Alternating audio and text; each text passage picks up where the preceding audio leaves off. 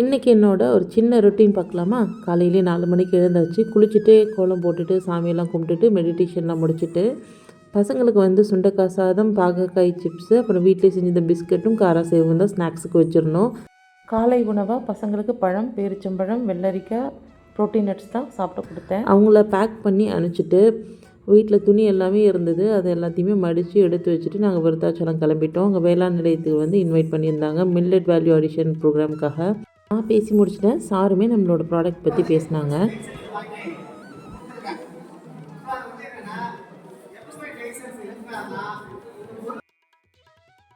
சாயந்தரம் போல் வேர்க்கடலை, எள் எல்லாமே மண்டியில் போய் நாங்கள் எடுத்துகிட்டு வந்திருந்தோம்.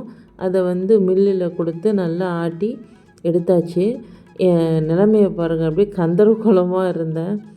காலிலேருந்து ஒரே சுற்றிக்கிட்டே இருந்தேன். எனக்கே ரொம்ப டயர்ட் ஆகிடுச்சு. சரி, எலுமிச்சை ஊறுகாய் வந்து தாளித்து வச்சிடலாம் அப்படின்னு சொல்லிட்டு எலுமிச்சை ஊறுகாயுமே நான் அம்மா வந்து ஊர்லேருந்து எலுமிச்சம் பழமாக நிறையா வாங்கி கொடுத்து அனுப்பிச்சிருந்தாங்க. அதை கட் பண்ணி உப்பில் போட்டு பக்காவாக ப்ரிசர்வ் பண்ணி வச்சுருந்தேன்.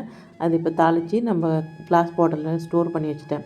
அடுத்து வந்து ஃபெமினைன் ஸ்டாக் வந்துருந்தது. அது கால் பண்ணியிருந்தாங்க. உடனே போய் எல்லாத்தையுமே எடுத்து ஸ்டாக் எல்லாமே மாடியில் எடுத்து வச்சுட்டு ஃபுட் ப்ராடக்ட்ஸுமே டிஸ்ட்ரிபியூட்டர்ஸோட இந்த ஆர்டர்ஸ்லாம் பார்த்து 1 பை 1 நாங்கள் பிரித்து எண்ணி எடுத்து வச்சுட்டேன்.